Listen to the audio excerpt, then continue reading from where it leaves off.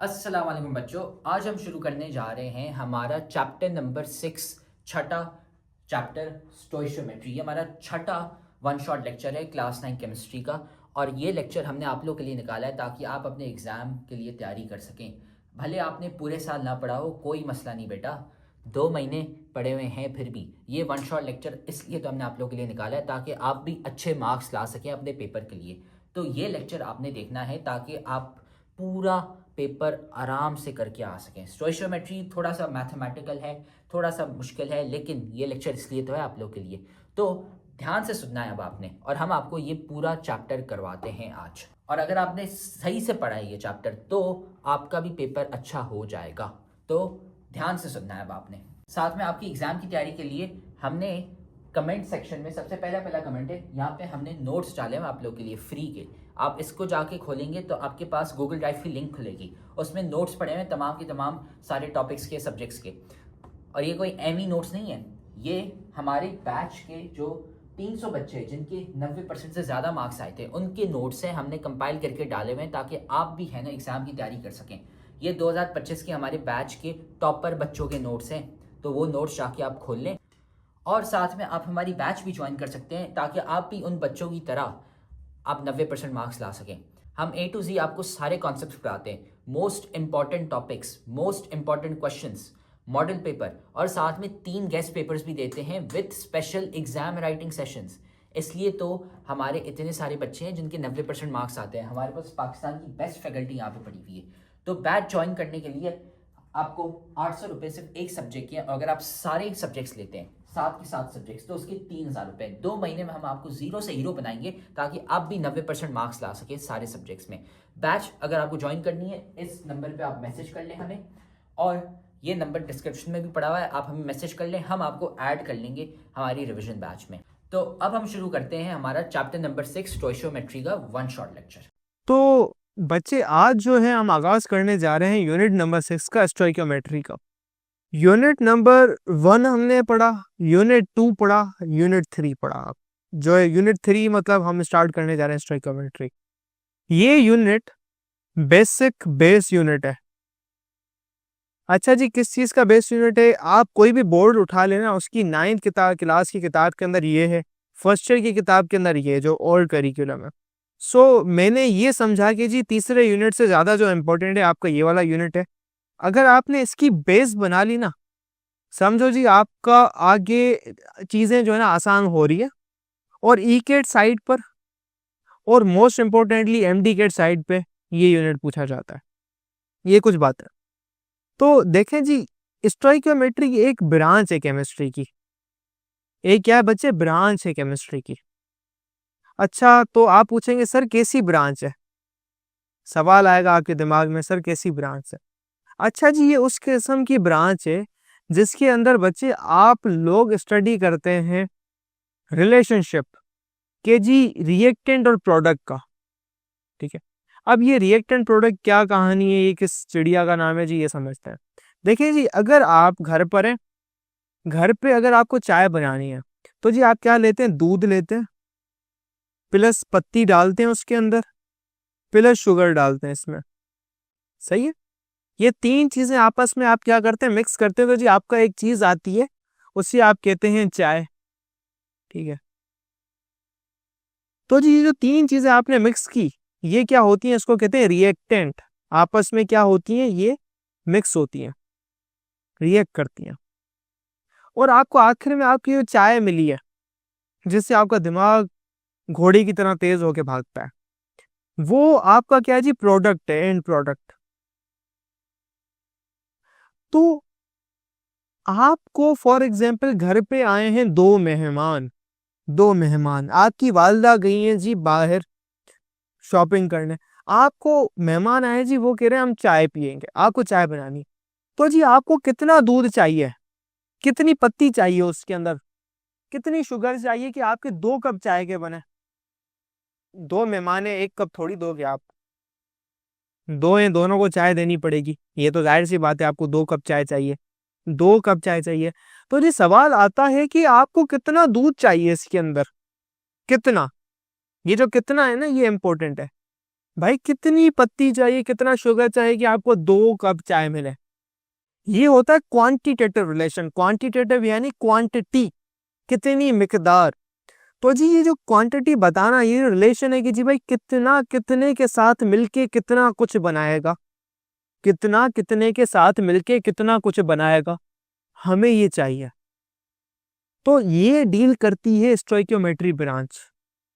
ठीक है, इसकी डेफिनेशन बच्चे आती है, deals with the quantitative relationship between reactant and product in a chemical reaction. किसमें जी? Chemical reaction. मिक्सचर भाई, दूध प्लस पत्ती प्लस शुगर, चाय आपकी बन गई। कितना आपको चाहिए भाई? 10 किलो लो दूध, 1 किलो पत्ती डालो, 2 किलो चाय शुगर डाल दो, आपके 100-200 गिलास तैयार बन गए। ये आपको स्टोइकियोमेट्री बताएगी भाई इतना लो। अब बच्चे मुझसे पूछते हैं सर अगर आपने ये हमें रियल लाइफ एग्जांपल दिया, हमें केमिस्ट्री की एग्जांपल देना सर, हमें केमिस्ट्री की एग्जांपल चाहिए सर। चलो बच्चे दे देते हैं केमिस्ट्री की एग्जांपल।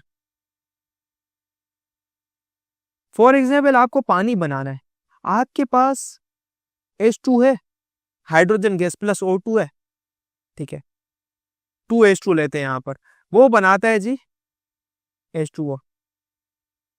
ठीक है, स्टोइकियोमेट्री बताएगी जी आपको आपको फॉर एग्जांपल 100 ग्राम पानी चाहिए, 100 ग्राम पानी बनाना है, तो जी कितना हाइड्रोजन लो कितना ऑक्सीजन लो, मिक्स हो ये बने, आपको पानी बनाना है। इसी तरीके से आपको NH3 बनाना है, आपको साबुन बनाना है, आपको शैम्पू बनाना है, आपको आपकी गोलियां बनानी है, आपको सिकोन बनानी है, आपको विटामिन C बनाना है।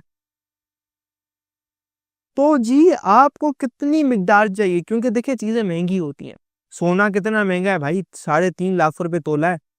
तुमने 1 ग्राम सोना ऊपर नीचे डाल दिया, जाया हो गया, तुम्हारे 35,000 रुपए का नुकसान हो गया। तो ये कितने सेंसिटिव होती हैं चीजें। तो जी ये ब्रांच इसके साथ डील करती है। दैट्स इट, ये होती है स्टोइकियोमेट्री का काम कि भाई कितना कितने के साथ मिलके कितना कुछ बना है। सही है ना? तो देखिए 2 चीजें होती हैं, आपके पास कोई भी कंपाउंड होता है, इसको शो करने की 2 चीजें होती हैं। एक होता है एम्पेरिकल फार्मूला, एक होता है मोलिकुलर फार्मूला। ठीक है, फॉर एग्जाम्पल एक मैं आपको चीज बताता हूँ, C6H12O6, ये है ग्लूकोज। वो जो ग्लूकोज की बोतल चढ़ती है ना, ये वो वाला ग्लूकोज है। ये बताता है कि जी ये जो मॉलिक्यूल है इसके अंदर 6 कार्बन है। बच्चे कितने कार्बन है? 6 कार्बन है। ये बताता है इसके अंदर 12 हाइड्रोजन है।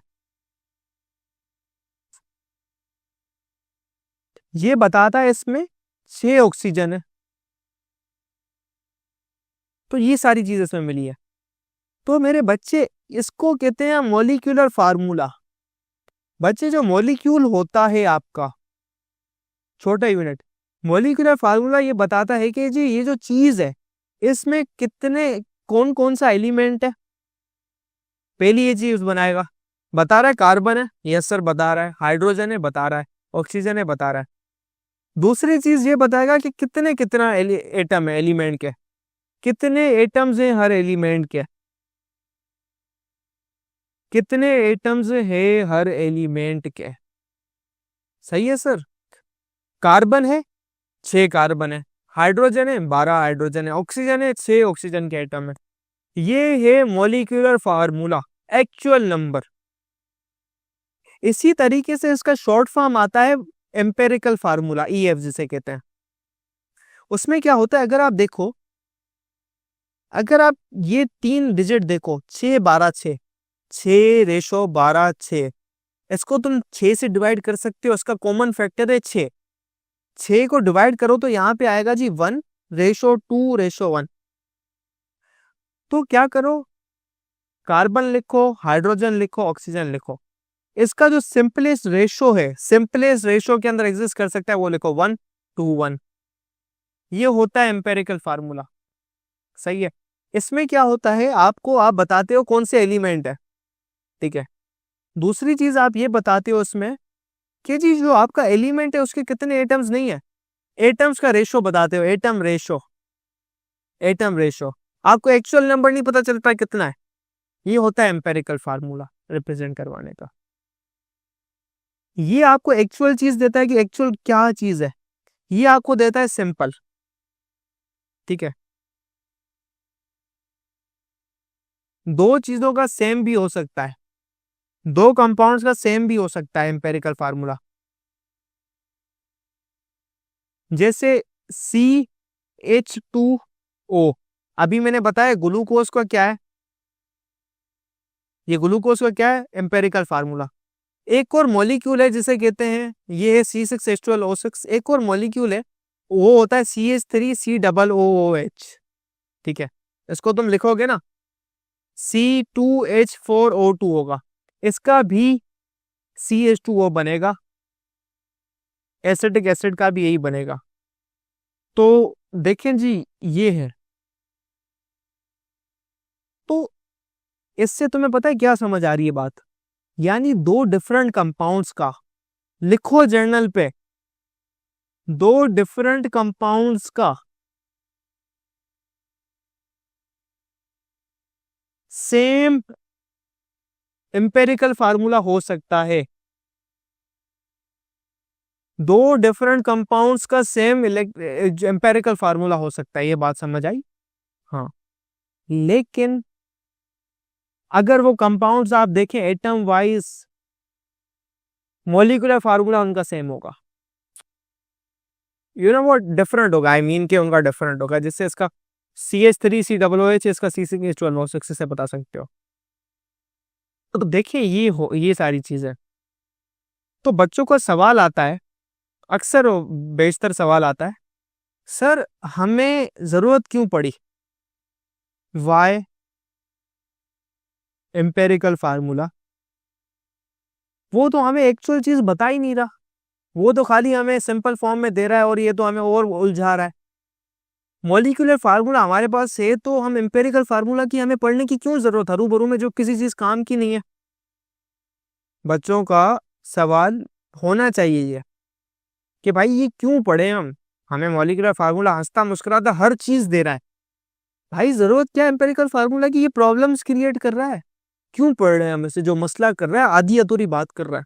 हम तो वैसे ही खिलाफ होते हैं जो चीज आधी अधूरी, नीम हकीम खतरे जान, आधी मालूमात देने वाली चीज खतरनाक होती है।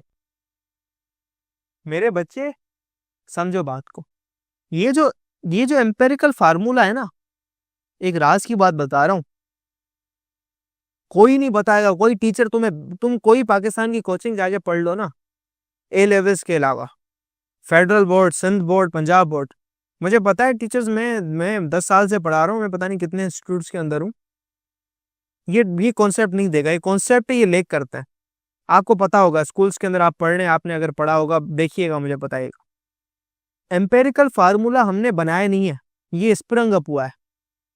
स्प्रिंग अप होने का मकसद कि जी खुद ब खुद आया है, खुद ब खुद। अच्छा जी, कैसे? देखें जी, मेरे पास ना एक चीज है, फॉर एग्जाम्पल पेट्रोल है, मुझे पता नहीं है पेट्रोल है पानी है, यानी समझो अंदर डाला हुआ है, मुझे पता करना है इसके अंदर क्या क्या मौजूद है, क्या क्या है, क्या क्या इंग्रेडिएंट मौजूद है, कार्बन है, हाइड्रोजन है, ऑक्सीजन है, नाइट्रोजन है। तो जिसको मैं आग लगाता हूँ, क्या करता हूँ, कंबस्ट करता हूँ, कंबस्शन। तो कंबस्शन से मुझे पता चलता है जी कार्बन डाइऑक्साइड बनती है, इससे मैं करता हूँ स्टोइकियोमेट्रिक कैलकुलेशन, और वो जो कैलकुलेशन करने के बाद मुझे पता चलती है ना, उसको कहते हैं बर्निंग एनालिसिस, कंबस्शन एनालिसिस, ठीक है। तो उस कंबस्शन एनालिसिस के नतीजे मुझे पता चलती है जो चीज इनके बारे में, वो मुझे एम्पेरिकल फार्मूला मिलता है इस चीज का, पेट्रोल का, फॉर एग्जाम्पल C2H3O5। मुझे ये फॉर एग्जाम्पल ये रियल नहीं है, मुझे ये एम्पेरिकल फार्मूला मिलता है। तो ये जो वेज है ना, जिससे हमें पता करना होता है कोई कौन सा कंपाउंड है, अगर आपके सामने मैं 10 लिक्विड रख दूं, तुम्हें क्या पता यार क्या है इसके अंदर, तो तुम्हें मालूम करना हो, तुम ये एनालिसिस करोगे, जो तुम्हारे पास चीज बन के आएगी वो होती है ये, तो तुम इसके साथ कुछ और चीज प्लस करते हो, दूसरी इंफॉर्मेशन करते हो, कैलकुलेशन करते हो, उसके बाद तुम्हें ये मोलिकुलर फार्मूला पता चलता है। यानी पहले हमारा जो मेथड है ना किसी चीज को मालूम करने का, ये स्प्रिंग अप हुआ है, एम्पेरिकल फार्मूला हमें उस मेथड से मिला है, उससे हमने मोलिकुलर फार्मूला निकाला है, इसकी वजह से इसकी इंपॉर्टेंस है। So this is automatically sprung up, हमें इसकी कोई जरूरत नहीं है। लेकिन that's the real logic. Logic इसका ये है, अभी हमें पता चल गया मॉलिक्यूलर फार्मूला एक दफा के जी ये C6H12O6 है, बस उसकी जरूरत खत्म, खत्म, गुड बाय, टाटा, अल्लाह हाफिज भाई, कोई जरूरत नहीं है, ये कॉन्सेप्ट है इसका। तो जी ये हरकत है।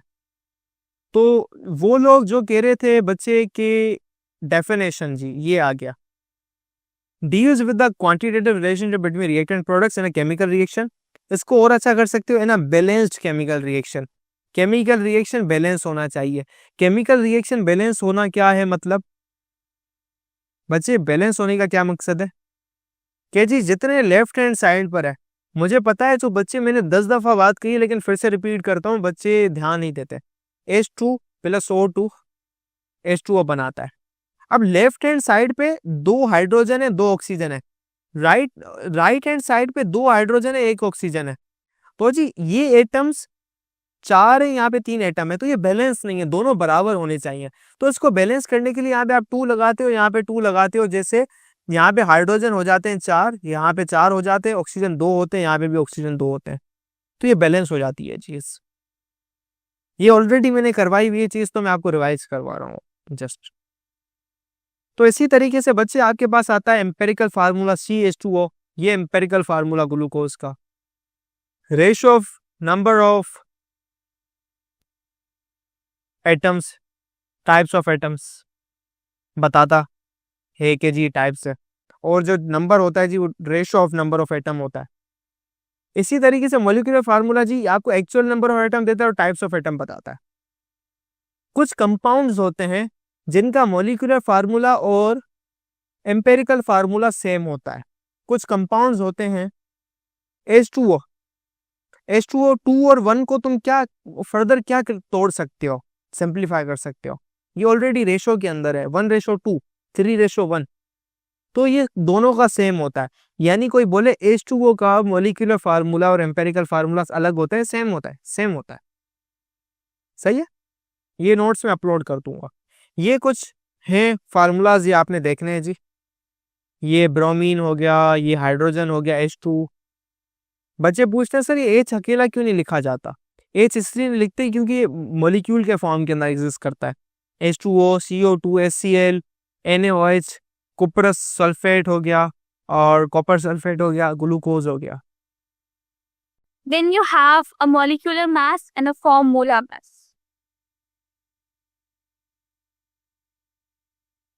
जिस तरह से अब हमने मॉलिक्यूलर और एम्पिरिकल फॉर्मूला पर बात की थी, इसी तरह हम उसकी मैथ से बात करें कि अगर आपके पास एम्पिरिकल है, एम्पिरिकल फॉर्मूला है, आप उसका मैथ कैलकुलेट करते हो। हमारे पास molecular mass and formula mass, जैसे फॉर एग्जांपल आपके पास वाटर है या कोई भी मॉलिक्यूलर फॉर्मूला है या कोई भी आपके पास फॉर्मूला है, आप ये तो फॉर्मूला हो गया ना। अब मैं इसका मैथ निकालूं, मैथ सिंपल जो आप मॉलिक्यूलर मैथ निकालते हो, जितने भी तमाम के आपके एटॉमिक मास होंगे, जैसे अगर हाइड्रोजन है तो उसका आपके पास क्या होगा 1.008, ये एटॉमिक मास है जो कि आपको याद करना है। और ऑक्सीजन है सो इट हैज 16 AMU, ये इसका एटॉमिक मास। तो जब मैं इसके वाटर के अंदर ये है, ये हाइड्रोजन और ऑक्सीजन है, तो आपके पास क्या होगा कि मैं जो आपसे कहा जाए कि आप मॉलिक्यूलर मास निकालो, तो जितने भी एटम्स प्रेजेंट हैं उनका मॉलिक्यूलर मास,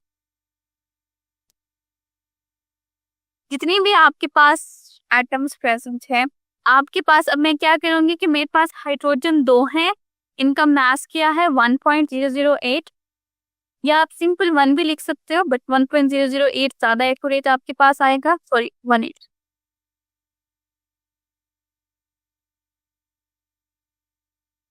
और आपके पास ऑक्सीजन का कितना है 16 और ऑक्सीजन 1 प्लस, मैं इन सबको कंबाइन करूंगी 2 + 16 एंड इट गिव्स मी 18।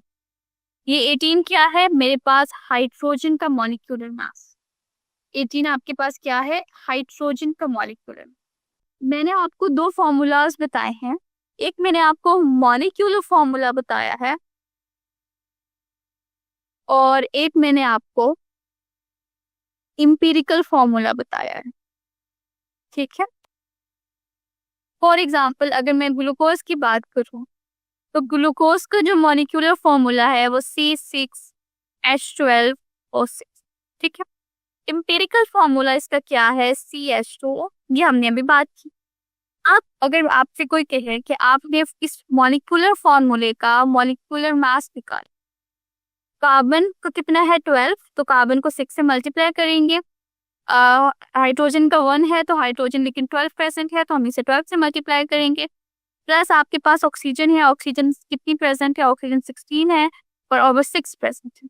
आप क्या करोगे, मैं इन सबको कंबाइन करूंगी। Late me use the calculator. 12 multiply bye 6 plus 12 plus 6 multiply by 16, तो ये आपके पास 181। ये आपके पास क्या आया, this is your molecular mass. कि मॉलिक्यूलर फॉर्मूला से हमने क्या निकाला है, उसका मास निकाली। ये मेरे पास मॉलिक्यूलर मास। जब आप एम्पिरिकल फॉर्मूला की तरफ आओगे, अब आप इसमें कार्बन कितनी प्रेजेंट है 1 विच इज 12, हाइड्रोजन कितनी प्रेजेंट है 1, बट वो मतलब हाइड्रोजन का मास 1 है लेकिन वो 2 प्रेजेंट है तो हम 2 से मल्टीप्लाई करेंगे। ऑक्सीजन आपके पास कितनी है 160, तो 12 plus 2 plus 16, 12 plus 2 plus 16, so it gets you 27। ये क्या है, ये आपके पास फॉर्मूला मास के एम्पिरिकल फॉर्मूला से आपने उसका मास निकाला, so that is called as formula mass. ये जब आपके पास मॉलिक्यूलर फॉर्मूला आ गया, आपने उसका मास निकाला, वो आपके पास मॉलिक्यूलर मास है। एम्पिरिकल फॉर्मूला है, आप उससे उसका मास निकालोगे तो वो आपके पास फॉर्मूला मास आ जाए। एटॉमिक मासेस आपने याद कर, हाइड्रोजन का कितना है, ऑक्सीजन का, कार्बन का 12 है, नाइट्रोजन हैज 14। एटॉमिक मास आपने याद करने हैं और जब भी आपके पास फॉर्मूला आएगा, कोई भी मॉलिक्यूल आएगा, आप क्या करोगे, जिस रेशियो से वो प्रेजेंट है आप उन सबको कंबाइन कर दोगे, तो you will get your molecular mass और फॉर्मूला मास। तो आप साथ जब आप न्यूमेरिकल में लिखोगे तो you have to be mention कि आपके पास ये एम्पिरिकल फॉर्मूला ये है, मैं एम्पिरिकल फॉर्मूला है या मॉलिक्यूलर फॉर्मूला, आप साथ मेंशन करोगे। यहाँ पे उन्होंने formula mass and molecular mass and formula mass से बात की है। Molecular mass is the sum of the atomic masses of all the atom present in a molecule. आपके मॉलिक्यूल के अंदर जितने भी एटम्स प्रेजेंट हैं उनके एटॉमिक मास को हम सम कर रहे हैं, वो आपके पास molecular mass. All you have to do, आपने क्या करना है, is to add up the atomic masses. All you have to do is to add up the atomic masses. जो आप करेंगे वो आप क्या करेंगे कि आप एटॉमिक मासेस को एड अप करेंगे of all the elements in the compound. ये कंपाउंड में जितने भी एटम प्रेजेंट हैं उनके एटॉमिक मासेस को जब आप ऐड करेंगे तो आपके पास मॉलिक्यूलर मास आ जाएगा। यहाँ पे उन्हें वाटर की एग्जांपल दी है, 2 मल्टीप्लाई बाय 1.08 प्लस 16, तो आपके पास 18 AMU आ जाएगा। The term molecular mass is used for the molecular compounds. Molecular mass आपके पास molecular compounds के लिए यूज होती है, whereas the term formula mass is used for the ionic compounds. Formula mass आपके पास ionic compounds के लिए use, ये NaCl, MgCl2 ये सारे क्या हैं, तो ये simplest ratio में प्रेजेंट होते हैं और जो ionic compounds जितने भी आपके पास आएंगे हम उन्हें कहेंगे कि वो formula mass। Ionic compound consist of arrays of the oppositely charged ion at the separate molecule. Ionic compound के बारे में आप बहुत इजीली हम पढ़ के आ चुके हैं कि आयनिक कंपाउंड्स में आयनिक बॉन्ड बनता है, वो सारी बातें you already know about. So we present an ionic compound by its formula unit. A formula unit indicates the simplest ratio between cations and anions in their ionic compound. For example, the common salts contain Na positive and Cl negative. अगर आपके पास common salt है which is the sodium chloride, उसमें आपके पास Na positive and Cl negative है, तो आपके पास एक sodium Na positive है और इसके साथ ही आपके पास एक Cl नेगेटिव है, तो फॉर्मूला यूनिट आपके पास NaCl आ जाएगा। The sum of all the atomic masses of all the elements in the formula unit of a substance is called formula mass. हमने ऊपर अपने पास आयोनिक कंपाउंड पे बात की थी, हमने कहा था कि आपके पास आयोनिक बॉन्ड बनता। आयोनिक बॉन्ड कैसे बनता है, ये जो बच्चे तरतीब से लेक्चर नहीं लेते हैं और चुड़ियाँ करते हैं, ये उनकी प्रॉब्लम। चलिए मैं आपको दोबारा बता दूं। आयोनिक कंपाउंड कैसे बनता है? जब आपके पास आयन्स, हमारे पास केटाइन,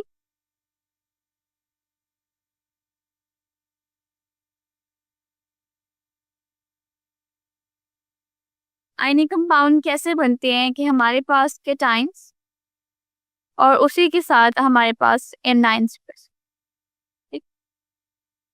जैसे फॉर एग्जांपल Na पॉजिटिव है, वो Cl नेगेटिव के साथ मिलेगा। इसी के अलावा हमारे पास Mg2 पॉजिटिव है और वो O2 नेगेटिव के साथ। तो आपको जब मैं इस साइड पे लिख देती हूँ NaCl एंड MgO, ये हमारे पास था। अब अगर आप देखो इनके मॉलिक्यूलर फॉर्मूला पे या बेसिक पे अगर आप बात करोगे तो यही इनके फॉर्मूला है। इन्हें हम बेसिकली बोलते हैं फॉर्मूला यूनिट। हम इन्हें फॉर्मूला यूनिट क्यों बोलते? क्योंकि इनका जो स्ट्रक्चर होता है वो क्रिस्टलाइजेशन। मैंने NaCl का स्ट्रक्चर आपको बना कर दिखाया था, तो आपको पता होना चाहिए कि कुछ इस तरह से NaCl का स्ट्रक्चर होता है।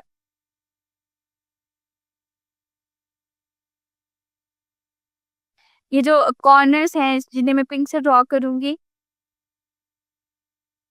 यहाँ पे आपके पास मॉलिक्यूल्स प्रेजेंट हैं और उनके दरमियान इस तरह का स्ट्रक्चर है।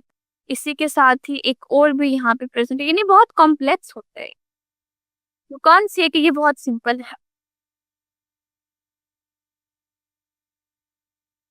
अभी आप यहाँ पे देखो तो अब ये क्या है, ये यूनिट्स कंबाइन। हम क्या कहते हैं कि ये यूनिट्स कंबाइन है। कौन कौन से यूनिट्स कंबाइन है? Na positive and Cl negative के यूनिट्स आपके पास। तो जब हम इसका फॉर्मूला लिखते हैं so it is called as formula unit. हम इसके एक यूनिट का क्या मतलब होता है? One thing. जो हम बात करते हैं आयनिक कंपाउंड की, तो उसमें हम फॉर्मूला यूनिट लिखते हैं कि एक यूनिट के अंदर कितना फॉर्मूला आपके पास प्रेजेंट। तो ये आपके पास NaCl। जब हम ये आपके पास फॉर्मूला यूनिट आ गया। अब जब हम इसके मास पे बात करेंगे, हम इसका मास निकालेंगे। सोडियम का 23 है और क्लोरीन का 35.5 है। It gives me 58.5 AMU। तो ये आपके पास क्या होगा? फॉर्मूला यूनिट आ 55 AMU इसका यूनिट होता है। आपने यूनिट्स भी याद, ठीक है। ये आपके पास अगर एक सिंपल मॉलिक्यूल है, आपके पास एक सिंपल मॉलिक्यूल है, जैसे आपके पास सोडियम है, यू हैव अ वाटर, ये आपके पास क्या है? मॉलिक्यूल। या तो इसके पास आएगा मॉलिक्यूलर मास। और जो आयनिक कंपाउंड्स हैं, जितने भी आपके पास आयनिक कंपाउंड्स हैं, ये NaCl का फॉर्मूला नहीं होता, इनका फॉर्मूला यूनिट होता है। तो हम कहते हैं कि इनका फॉर्मूला मास। और यही वो कंपाउंड होते हैं जिनका एम्पिरिकल और मॉलिक्यूलर फॉर्मूला एक। टॉपिक है हमारे पास the chemical formula and the name of the binary ionic. अब हम आयनिक कंपाउंड पे डील की, जो अभी मैंने आपको सारी कहानी बताई है ना, जो आप बाबा क्वेश्चंस कर रहे थे, तो ये इस टॉपिक में हम उसको एड्रेस करें। बट ये क्या आपको मैंने थोड़ा सा पहले रिव्यू दे दिया, अब हम दोबारा इसके बाद ये इसी बारे में टॉपिक है आयनिक। अब बाइनरी आयनिक कंपाउंड, बाइनरी का क्या मतलब होता है? जोड़। तो आयनिक कंपाउंड्स में जो आयन्स होते हैं वो बेसिकली आपस में जुड़े हुए होते हैं, तो इसलिए हमने ये पढ़ा। अब binary ionic compound is composed of mono atomic metal cation. अब ये बात आपको पता है, मोनो एटॉमिक मीन कि एक एटम है, मेटल है, केटाइन है, क्योंकि जो लॉस करते हैं एटम, जो पॉजिटिव आयन बनाते हैं हम केटाइन कहते हैं, वो मेटल। एंड मोनोएटॉमिक एक ही एटम वाला नॉन मेटल है आपके पास एनाइन। हमें पता है, हम ये बात पढ़ के आ चुके हैं कि वो जो एटम्स जो इलेक्ट्रॉन गेन करते हैं उसको हम एनाइंस बोलते हैं। सॉरी, जितने भी आपके पास वो एलिमेंट्स जो कि इलेक्ट्रॉन को गेन करते हैं वो नॉन मेटल जैसे इलेक्ट्रॉन एलिमेंट्स होते हैं जो इलेक्ट्रॉन को गेन करते हैं, और वो एनाइंस। यहाँ पे आपके पास आयनिक कंपाउंड बन गया। एक एटम आपके पास मेटल आया जिसने केटाइन बनाया, दूसरा एटम आपके पास नॉन मेटल आया जिसने एनाइन बनाया। to write the name of an ionic compound. अब हम जब ionic compound का name लिखेंगे, the cation is named first followed by the name of the ion. ठीक है, जब आप किसी भी ionic compound का name लिखेंगे तो आपने क्या करना है, cation को पहले प्रायोरिटी देनी है और एनाइन को आपने बाद में लिखना है। जैसे अब मैं कहूँ Na पॉजिटिव Cl नेगेटिव, तो बाय कन्वेंशन क्या है, NaCl। You can have a multiple example. Let's say आपके पास एल्यूमिनियम है, एल्यूमिनियम +3, Cl नेगेटिव जो कि 3 है, आपने चार्ज भी कम साथ रखना है, तो इसको तो AlCl3 हम एल्यूमिनियम को पहले लिखेंगे। Then you have a magnesium oxide, ये Mg पॉजिटिव एंड -2, तो हम मैग्नीशियम पहले लिखें। जो भी पॉजिटिव आपके पास आयन है, जब भी आपके पास पॉजिटिव आयन है, बाय कन्वेंशन आप उसे पहले लिखेंगे, नेगेटिव आयन को हम बाद में। अब how do you name cation and A9? अब हम उन केटाइन एंड एनाइन को नाम क्या? The name of the cation is the name same as the name of a metal.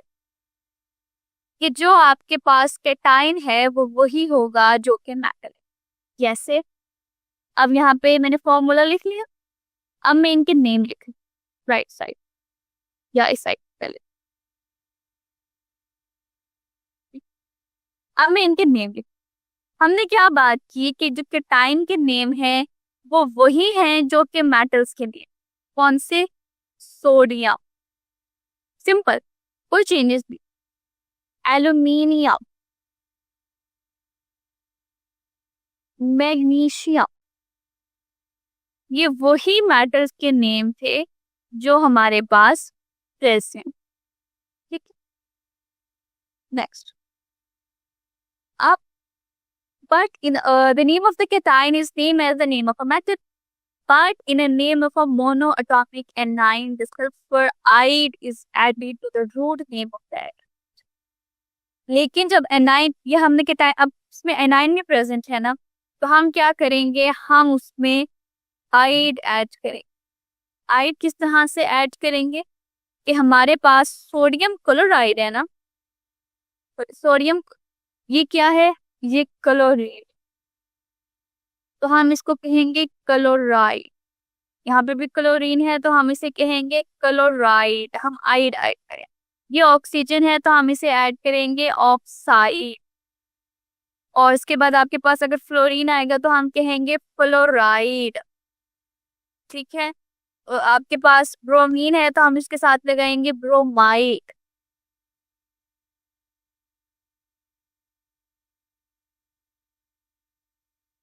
हम क्या कर रहे हैं, हम उसको नेम दे दें।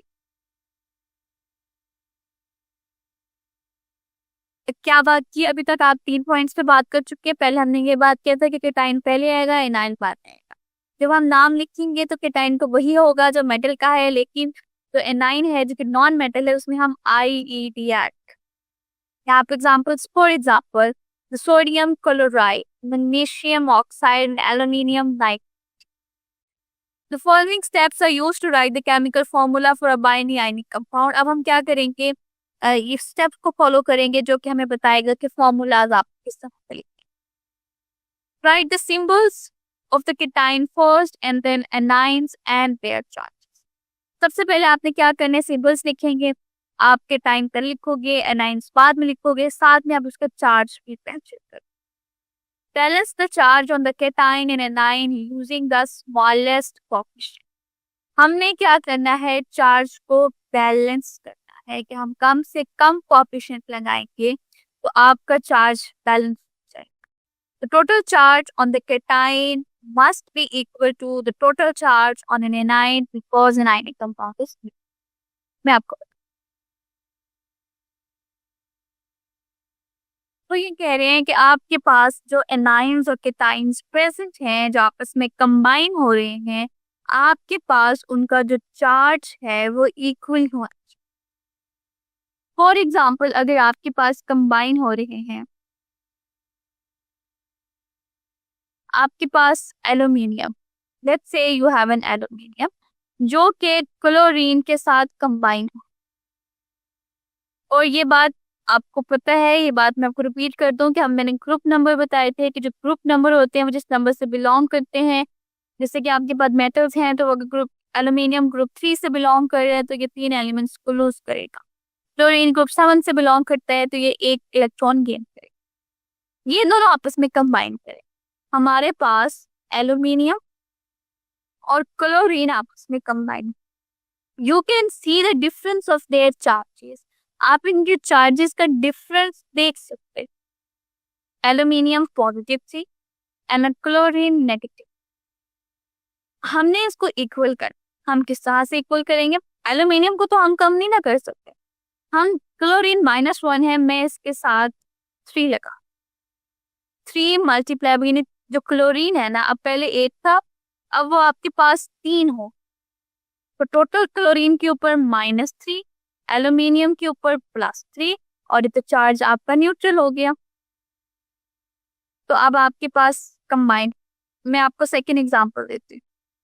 मैग्नीशियम हमारे पास पॉजिटिव 2, लेट्स से इसके साथ फ्लोरीन ऐड हो रहा है Mg2 पॉजिटिव, फ्लोरीन -1। मैं क्या करूंगी, फ्लोरीन के साथ 2 लगा दूं, यानी अब आपके पास फ्लोरीन के 2 मॉलिक्यूल्स हैं, -1 तो ये आपके पास -2 बना देगा, -2 एंड +2, ये आपका चार्ज इक्वल हो गया। यानी हर मैग्नीशियम अगर आपके पास एक है तो उसके साथ 2 फ्लोरीन आपस में आकर कंबाइन। मैंने क्या किया, कोफिशिएंट लगाया जितना कम मुझे लग सकता था, और मैंने दोनों चार्जेस को बैलेंस। एक कॉम्प्लेक्स एग्जांपल पे बात कर लेते हैं कि लेट्स से आपके पास एल्यूमिनियम है, वो +2 बना रहा है और ये ऑक्सीजन के साथ कंबाइन हो रहे हैं जो कि -2। अब आप इसे कैसे करेंगे? मैं क्या करूंगी, मैं एल्यूमिनियम के साथ 2 लगा, 2 एल्यूमिनियम है और हर के ऊपर -3 चार्ज है, टोटल चार्ज कितना हो गया प्लस, और मैं ऑक्सीजन के साथ 3 लगा दिया क्योंकि 3 ऑक्सीजन के मॉलिक्यूल ले लिए। ऑक्सीजन के ऊपर चार्ज कितना था -2, और अब 3 ऑक्सीजन के मॉलिक्यूल मैंने ले लिए, तो 3 मल्टीप्लाई बाय -2, ये आपके पास -6 हो गया। -2 + 6 प्लस और माइनस चार्ज मेरे पास इक्वल आ गया। आपने क्या करना है, जितना कम से कम आप कोफिशिएंट लगा सकते हैं आपने उतना लगाना है, ताकि दोनों आपके पास आयंस जो हैं, कैटायंस हैं या एनायंस हैं, उन पे चार्ज इक्वल आ। ये स्टेप 2 आपका हो गया। आपने कोफिशिएंट डिसाइड कर लिया। कोफिशिएंट किस बेस पे आपने डिसाइड किया कि आपने कैटायन एंड एनायंस को combine. Next step 3, write coefficient as the subscript of each. जो आपके पास कोफिशिएंट है वो आप सबस्क्रिप्ट में लिखते हैं। आई अगेन रिपीट, कि जो आपके पास कोफिशिएंट है, यानी ये जो कोफिशिएंट है मेरे पास, ये जो मैंने लगाया, ये कोफिशिएंट मैंने क्यों लगाया, ताकि मेरा आयंस कम, ये अब मैं लगा दूंगी, इसको सबस्क्रिप्ट में लिख Al2O3। बाकी एग्जांपल्स पे जो हम ऊपर बात करके आए गए थे, मैंने मैग्नीशियम में किया था, फ्लोरीन 2 लिया। मैग्नीशियम के साथ मैंने कोई कोफिशिएंट नहीं था, फ्लोरीन के साथ कोफिशिएंट था, तो मैं उसके सबस्क्रिप्ट में लिया। ये वाले एग्जांपल, ये एल्यूमिनियम हमने 1 लिया था, क्लोरीन 3 थे, 3 कोफिशिएंट थे, तो क्लोरीन में 3 लिया। जितने एटम्स आप ले रहे हैं आपने उसको उसके कोफिशिएंट में लिख दे। इस तरह से आपका फॉर्मूला बन जाए। चलिए मैं आपको दोबारा सारे स्टेप्स को कंबाइन करके अब बात करें। आपने क्या किया, हम सबसे पहले क्या बना रहे हैं, ionic compound. First of all तो हम बात कर रहे हैं आयोनिक कंपाउंड्स। जब हम आयोनिक कंपाउंड्स के ऊपर बात करेंगे तो हमारे पास आयंस प्रेजेंट है। आयंस आपके पास डिफरेंट तरह से हैं, Na positive, K positive, Mg2 positive, O-2, S-2, Cl-2, ये आपके पास मेटल्स हैं और ये आपके पास नॉन मैटर्स। और मैटर्स आपके पास के टाइम्स बनाया, पॉजिटिव आइंस बनाए, नॉन मैटर्स ने नेगेटिव आइंस। अब आप क्या करोगे, हम ये मेटल्स आपस में, ये आयन आपस में कंबाइन क्या करते हैं, ये जो आयन्स हैं ये आपस में कंबाइन। लेकिन यहाँ पे क्या स्टेप है, इंपॉर्टेंट स्टेप, हम क्या करेंगे, इनके चार्ज को बैलेंस। फॉर एग्जाम्पल, अगर हमारे पास जो पोटाशियम है वो ऑक्सीजन के साथ कंबाइन हो रहा है, पोटाशियम ऑक्सीजन के साथ कंबाइन, पोटाशियम के ऊपर +1 है और ऑक्सीजन के ऊपर -2 चार्ज। ये चार्ज हमें कैसे पता लगा, ये जो आप साथ साथ नहीं पढ़ते ना, ये इसी वजह से, क्योंकि पोटाशियम ग्रुप 1 से बिलोंग करता है, ये एक ही इलेक्ट्रॉन को रिमूव कर सकेगा। ऑक्सीजन ग्रुप 6 से बिलोंग करते हैं, ये चैप्टर नंबर 4 में हमने ये बात की थी कि ये पीरियोडिक टेबल है, जो आपका ग्रुप नंबर होगा, हमने हर ग्रुप नंबर कौन से कितने एलिमेंट्स को गेन कर सकता है, कितने को लॉस कर सकता है, ये हमने उधर ये बात। पोटाशियम ग्रुप 1 से बिलोंग करेगा तो ये एक ही इलेक्ट्रॉन को लॉस कर सकता है। ऑक्सीजन ग्रुप 6 से बिलोंग करता है तो उसके लास्ट शेल में 6 इलेक्ट्रॉन है, तो इसमें कैपेसिटी है कि ये 2 गेन कर सकते। अब पॉजिटिव एंड नेगेटिव चार्ज देख लो, पोटाशियम के ऊपर +1 है और ऑक्सीजन के ऊपर नेगेटिव। मुझे तो इक्वल करने हैं, मैं क्या करूंगी कि 2 पोटाशियम के मॉलिक्यूल्स थे, पहले एक पोटाशियम था जिसकी टोटल कितना हुआ, टोटल पॉजिटिव कितने हो गए, +1। मैंने 2 पोटाशियम के मॉलिक्यूल्स थे, अब मेरे पास जो मॉलिक्यूल है उसमें कितने आगे नेगेटिव पॉजिटिव चार्ज ओवरऑल कितना हो गया, +2, और नेगेटिव चार्ज और रेडी कितना था, -2। मैंने क्या किया, इनको कंबाइन कर दिया, आई जस्ट कंबाइन ऑल। ठीक है, अब मैं क्या करूंगी, मैं फॉर्मूला में लिखूंगी कि मेरे पास अगर 2 पोटाशियम के मॉलिक्यूल्स हैं और ऑक्सीजन का एक मॉलिक्यूल है तो ये यहाँ पे चार्ज बैलेंस हो जाता। अगर, ठीक है, अगर ये बात मैंने मेंशन कर दी कि अगर आपके पास 2 मॉलिक्यूल्स हैं, आपके पास 2 मॉलिक्यूल्स हैं, इसके मॉलिक्यूल्स है 2 केटाइन्स होंगे, तो मेरे पास एक अनाइन, 2 केटाइन के साथ एक एनाइन होगा और मेरा चार्ज बैलेंस हो जाएगा। यहाँ तक बात समझ आ गई कि हमने क्या किया, चार्ज को बैलेंस किया। कैसे बैलेंस किया, हमने केटाइन्स एंड एनाइन्स को, उनकी क्वांटिटी को बैलेंस, कि अगर मेरे पास 2 केटाइन्स है उसके साथ एक एनाइन होगा, ऑक्सीजन होगा, तो मेरे पास चार्ज बैलेंस। ये स्टेप समझ आया आप सबको। अब आपके पास क्या होगा, अब नेक्स्ट स्टेप बहुत इजी है, ये सिर्फ चार्ज को बैलेंस करने वाला स्टेप आपके पास थोड़ा सा मुश्किल था। अब आप क्या करोगे, जितने आपने कोफिशिएंट लिए हैं वो आप उसके सब्सक्रिप्ट करें। मैंने 2 पोटाशियम लिए हैं, आई टुक 2 potassium, so it becomes K2, so it becomes K2। जितने आप ले रहे हो, जो आपने कोफिशिएंट लिया है, आप उसको सब्सक्रिप्ट में लिख दोगे, नीचे लिख दोगे उसी एलिमेंट के साथ। जितने आपने पोटाशियम 2 लिए हैं तो 2 है, ऑक्सीजन मैंने 1 ही लिया था तो ऑक्सीजन मैंने 1 ही लिया। ये आपका फॉर्मूला बन गया। इस तरह से आप फॉर्मूला बना सकते हो आयनिक कंपाउंड्स। एक और एग्जांपल पे बात कर लेते हैं। लेट्स से आपके पास you have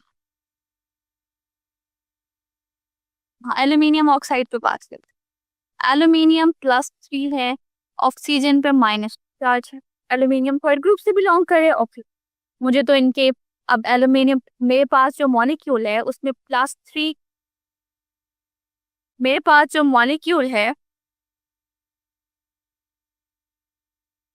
मेरे पास जो सिस्टम है मॉलिक्यूल, इसमें एल्यूमिनियम में +3 ऑक्सीजन, मैं इसको कैसे बैलेंस करूंगी, आई कैन से कि मैं एल्यूमिनियम 2 ले लूंगी और इससे मेरे पास जो पॉजिटिव चार्ज है वो +6 हो जाएगा, और मैं ऑक्सीजन 3 ले लूंगी, इससे मेरे पास जो नेगेटिव चार्ज है वो -। और एक मेरे पास पॉजिटिव और नेगेटिव चार्ज आपस में बैलेंस हो जाए। फिर मैं क्या करूँगी, मैंने जो इनके कोफिशिएंट लिए थे सिंपली उसे सबस्क्रिप्ट में लिख और ये मेरे पास फॉर्मूला बन जाए। आपको चार्ज बैलेंस करना आना चाहिए। All the things are quite easy.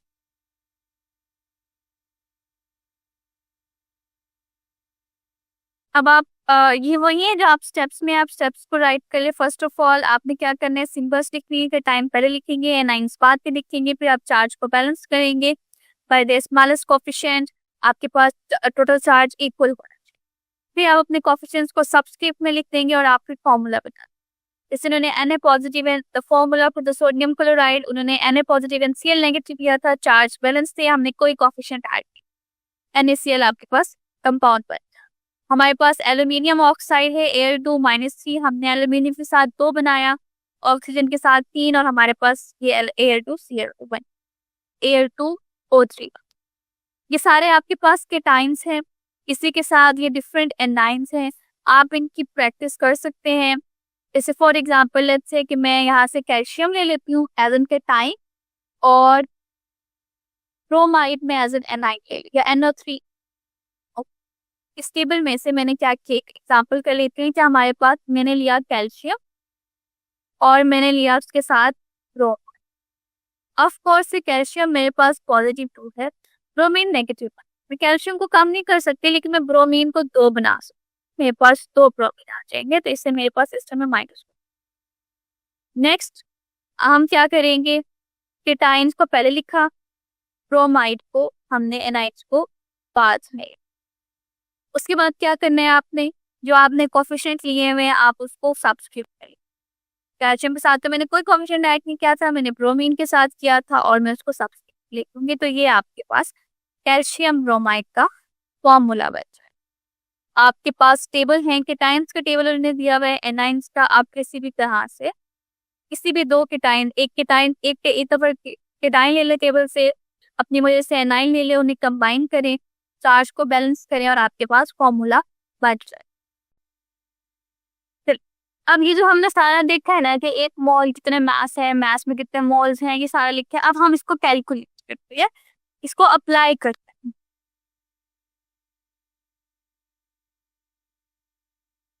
ठीक है, सबसे पहले है आपके पास मोल मास कैल। आपके पास क्या है, मोल मास कैलकुलेशन। उन्होंने आपको क्या कहा है, क्वेश्चन में आपके पास क्या है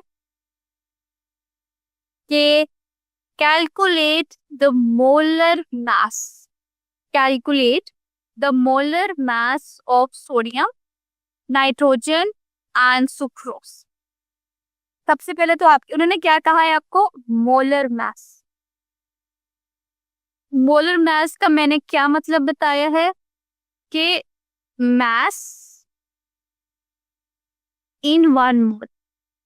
Molar mass means the mass in 1।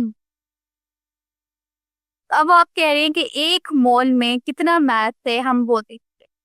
सबसे पहले आपको सोडियम के बारे में पूछा, आप क्या करोगे, सोडियम का एटॉमिक मास यूनिट लिखो। Sodium has 23 AMU।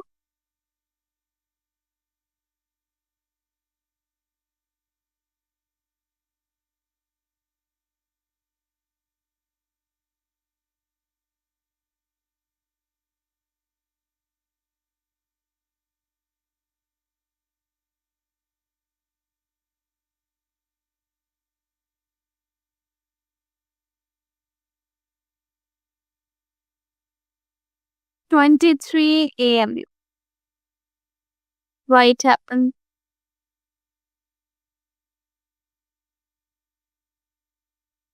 ठीक है, हमने क्या करेंगे, उसको मास में कन्वर्ट कर देंगे, ग्राम एटॉमिक मास। और ये अब किसके इक्वल है, 1 का। आप क्या टाइप करोगे कि मेरे पास जो मोलर मास है, मोलर मास का मतलब mass at 1 mole of sodium, sorry 12 नहीं 23 ओवर हियर प्रेजेंट।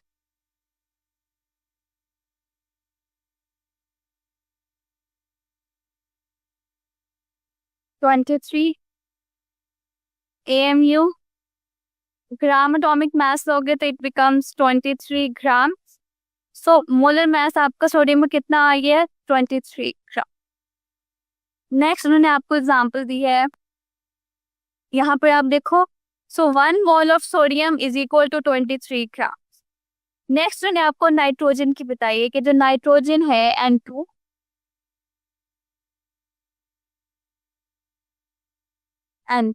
ठीक है, एक nitrogen 14 plus 14 AMU, it becomes 28 AMU। ये उसका आ गया एटॉमिक मास। हम एटॉमिक मास यूनिट को ग्राम्स में रिप्रेजेंट करते हैं, तो वो आपके पास ग्राम एटॉमिक मास है और ये इक्वल है 1 मोल। सो जो मोलर मास कितना है नाइट्रोजन का? Molar mass of nitrogen 28 gram. Then आपके पास सुक्रोज का कैलकुलेट किया हुआ है, आपके पास 12 multiply by 12 144 plus 1 multiply by 22 22, मतलब 1 हाइड्रोजन का और हाइड्रोजन 22 प्रेजेंट है तो आप उसे 22 कर। देन आपके पास ऑक्सीजन 16, आप 16 को 11 से मल्टीप्लाई करोगे, सबको प्लस करके आपके पास 342 आ जाए। तो ये तो आपके पास स्टैंडर्ड के नाइट्रोजन है तो उसका क्या स्टैंडर्ड है, ऑक्सीजन है तो क्या स्टैंडर्ड, ठीक है। जैसे मैंने आपसे क्या कहा था कि आप मुझे ऑक्सीजन का बताएंगे, तो 1 मोल ऑफ ऑक्सीजन कितना आया? अभी आपने बताया 16 ग्राम। अब आप इसको कैलकुलेशन में कैसे यूज करते हो? फॉर एग्जाम्पल मैं 1 मोल का नहीं चाहती, ये आपने स्टैंडर्ड बना ली, लेकिन अब मैं आपको कहती हूँ कि मुझे 2 मोल्स में बताएं, तो आप क्या करोगे? 2 को दोनों साइड पे मल्टीप्लाई कर दोगे। So the 2 moles of oxygen 16 multiply by 2 equals to 32। But मैं कहती हूँ नहीं, मुझे 2 मोल्स में नहीं, मुझे तो हाफ मोल में चाहिए। सो हाफ मोल्स आप क्या करोगे? हाफ कर दोगे। Oxygen is equal to 16 multiply by 2, 16 को हाफ करोगे तो वो आपका 8 ग्राम। ये कन्वर्जन समझ आ रही है? इसको हम यूनिट मेथड कहते हैं कि हम सबसे पहले एक स्टैंडर्ड बना लेते हैं और उस स्टैंडर्ड से हमने ये बना लिया, ये जो 1 मोल है उसमें 16 ग्राम। अब कितने मोल्स आप चेंज कर लो उस हिसाब से आपका मास भी चेंज होता जाएगा। अब आप क्वेश्चन पे आओ, वो क्या कह रहे हैं? Ozone is converted, oxygen is converted to ozone during the thunderstorm. ये जो आपके पास थंडरस्टॉर्म में, आपके पास थंडरस्टॉर्म का मतलब होता है बिजली करती है। Calculate the mass of ozone, हमने क्या करना है? ओजोन का मास लेना है। If 19.05 moles of ozone is form. अब हम पहले आते हैं, हमारे पास मोल्स कितने दिए गए हैं? 9.05 मोल्स हमें दिए, और हमने क्या करना है? उसका मास कैलकुलेट। सबसे पहले तो हमने उसका एटॉमिक मास यूनिट निकाल लेना है। ओजोन का मतलब O3 होता है, ऑक्सीजन का कितना है? 16। आप इसे 3 से रिप्रेजेंट, मैं 3 से मल्टीप्लाई करूंगी, सो मैं से 3 से मल्टीप्लाई करूंगी, सो इट बिकम्स 48 AMU। और फिर मुझे पता है कि अगर मैं इसको ग्राम्स में रिप्रेजेंट करूंगी 48 ग्राम्स में, तो ये मेरे पास क्या है? 1 मोल।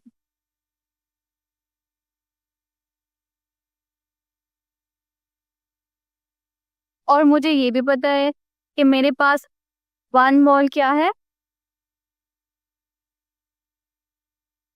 48 ग्राम्स, क्योंकि मैंने इसी को एक ग्राम्स में जब रिप्रेजेंट करूंगी तो मेरे पास ये 48 ग्राम्स है।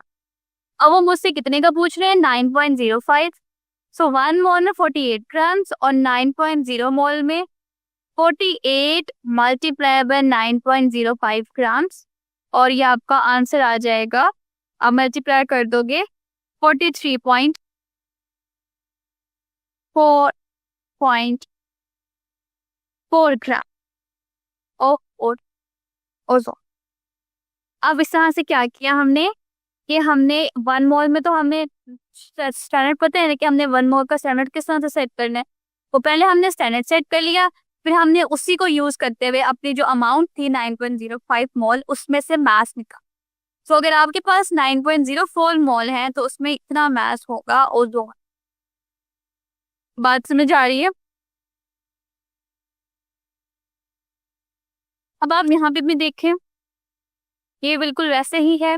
When the nitrogen gas burns, carbon dioxide is कि जब आपके पास नेचुरल गैस बर्न होती है तो कार्बन डाइऑक्साइड बनता है। अगर 0.25 मोल्स ऑफ कार्बन डाइऑक्साइड बनते हैं तो अब आपके पास कितना मास बनेगा कार्बन डाइऑक्साइड का।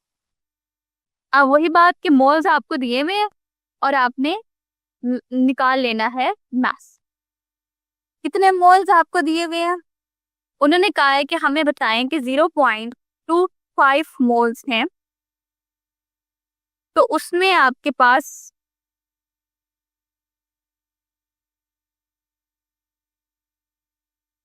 आपने बताना है कि आपका मास कितना है।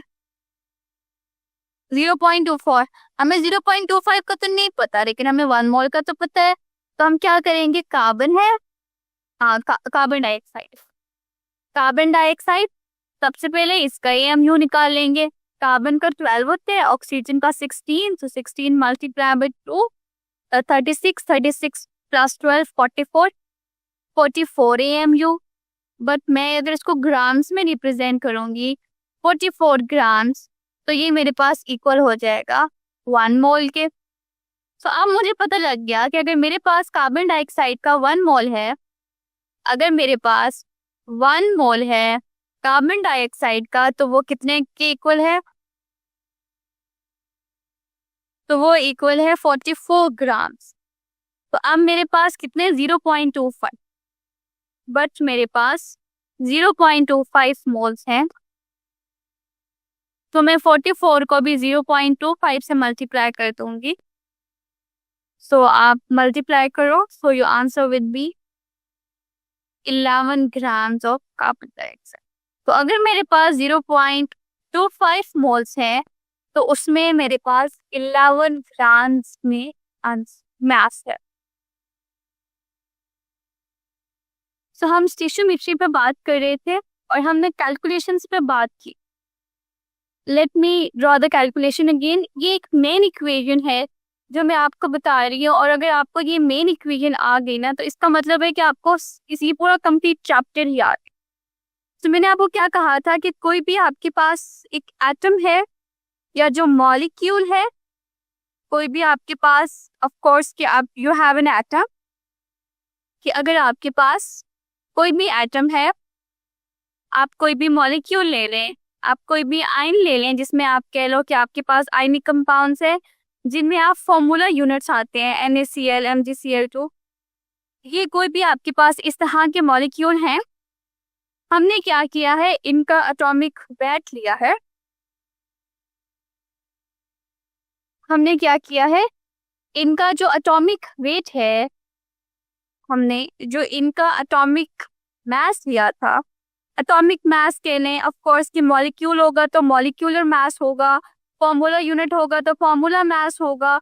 सो इसका आपने क्या किया है, हमने जो मास लिया है AMU लिया है, हमने उसको क्या किया, हमने ग्राम्स में रिप्रेजेंट किया, उसको फिर हमने ग्राम्स में रिप्रेजेंट किया है।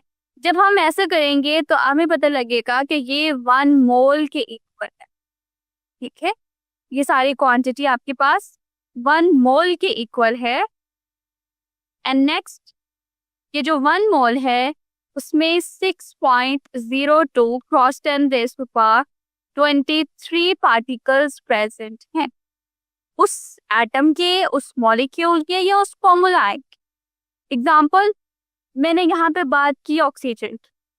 ऑक्सीजन था 16 AMU, मैंने कहा मैं 16 ग्राम्स ले लेते हूँ, तो ये मेरे पास 1 मोल के इक्वल है, और उसमें 6.022 cross 10⁻23 particles of oxygen present हैं।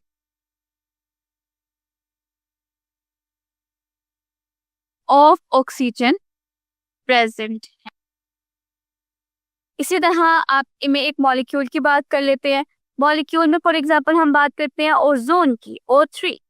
उसमें सबसे पहले तो आप इसका मास लोगे, एटॉमिक मास O3 16 ऑक्सीजन का होता है, आप उसे 3 से मल्टीप्लाई करोगे सो इट बिकम्स 48 एम। आप क्या करोगे, उसे ग्राम्स में रिप्रेजेंट करोगे, 48 ग्राम्स।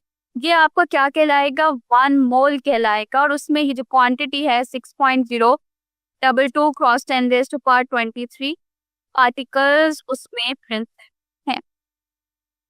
अगर आपको ये बात आपने समझनी है, अगर ये आपको समझ आ गई तो कल हमने जो न्यूमेरिकल्स किए थे हमने मास और मोल्स के कि मास अगर आपके पास है तो मोल्स किस तरह से निकलेंगे। आज जो हम कर रहे हैं वो हम कर रहे हैं मोल पार्टिकल्स, यानी आज हम जो इंटरकन्वर्जन कर रहे हैं वो हम इस पे बात करेंगे। लास्ट लेक्चर में हमने इस पे बात की थी कि मास है, यानी ये आपके पास हर मॉलिक्यूल की असल में बात ये है कि आपके पास हर मॉलिक्यूल की आइडियल तो आ गया ना।